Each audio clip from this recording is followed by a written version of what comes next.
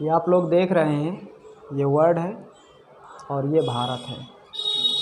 तो आपको हम बता दें, पूरी दुनिया में सबसे सस्ता अगर किसी जीव का मांस है तो वो गाय का है। पूरी दुनिया में सबसे सस्ता मांस गाय का है और यही कारण है कि पूरी दुनिया गाय का मांस खाना बहुत पसंद करती है।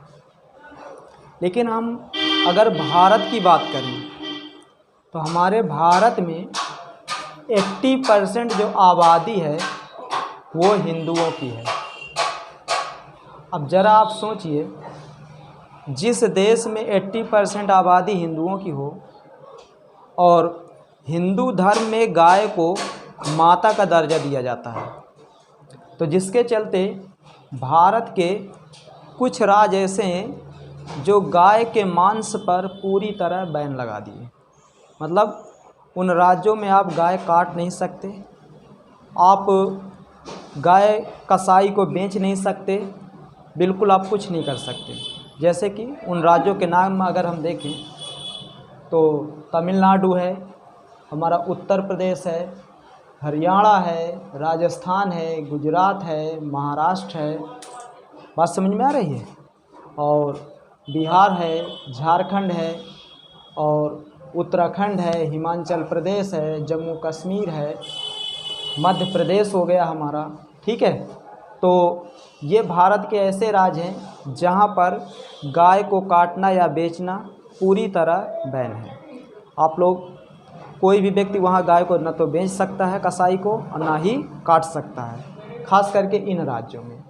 लेकिन कुछ राज्य हमारे देश में ऐसे भी हैं जहाँ गाय को काटना और गाय को बेचना, चाहे आप कसाई को बेचिए चाहे जिसको बेचिए, किसी भी प्रकार की कोई पाबंदी नहीं है। जैसे कि पश्चिम बंगाल, मिजोरम, त्रिपुरा, यहाँ पर नागालैंड है, मणिपुर है, अरुणाचल प्रदेश है, ठीक है, केरला हो गया। इन राज्यों में आप गाय बेच सकते हैं, गाय को मांस काट सकते हैं, गाय के मांस को खा सकते हैं। इन राज्यों में किसी भी प्रकार का कोई गाय के मांस में कोई भी किसी भी प्रकार की रोक नहीं है।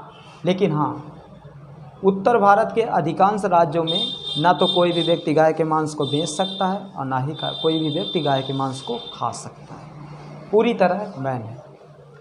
अच्छा, एक चीज़ और बता दें, ये गवर्नमेंट ठीक भी की है। अच्छा, गाय से फ़ायदा है हमें।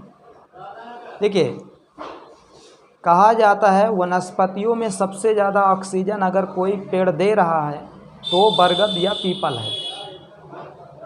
अगर जीवों में सबसे ज़्यादा अगर कोई जंतु ऑक्सीजन देता है तो वो गाय है।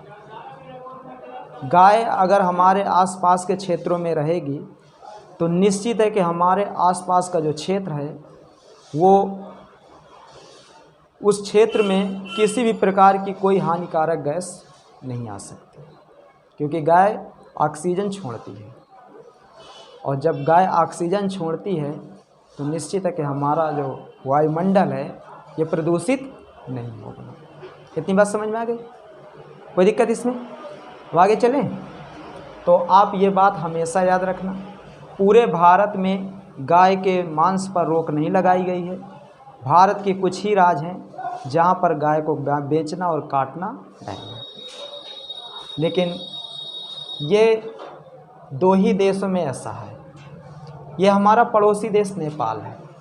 ये आपको मैं बता दूं जानकारी के लिए, नेपाल में गाय को राष्ट्रीय पशु घोषित किया गया है। जिस तरह हमारे देश में राष्ट्रीय पशु किसे, बाघ को, वैसे ही पाकिस्तान में राष्ट्रीय पशु जो पहाड़ी बकरा होता है वो है। लेकिन नेपाल के अगर कोई राष्ट्रीय पशु है तो गाय है। नेपाल ने भी अपने देश में पूरी तरह गाय के मांस पर रोक लगा दी है। ना तो कोई भी व्यक्ति गाय को बेचेगा, ना गाय को काटेगा, ना गाय को खाएगा, पूरी तरह बैन है। और हमारे भारत में भी कुछ राज्य ये चीज़ कर दी है, ठीक। लेकिन दुनिया के अधिकांश देशों में ऐसा बिल्कुल नहीं है, क्योंकि गाय का मांस तुम्हारे मुर्गा, बकरा, ठीक है, और आदि बहुत सारे जीव जंतु हैं उनके मांसों से सस्ता पड़ता है। जिसके चलते गाय के मांस को बहुत सारे लोग खाते हैं। बहुत सारे देशों में तो रोज़ाना इसी के मांस को खाया जाता है। अब उनकी मर्जी है, खाते हैं ना खाएं, हमसे क्या लेना देना। लेकिन हमारे देश में गाय को पूजा जाता है और कुछ ही देश हैं, कुछ ही राज्य हैं जो गाय के मांस पर प्रतिबंध लगाएं और कुछ नहीं लगाएं। लेकिन एक चीज़ और मैं आपको बताता हूँ, हमारे देश में भैंस के मांस पर किसी भी प्रकार का कोई प्रतिबंध नहीं लगा हुआ।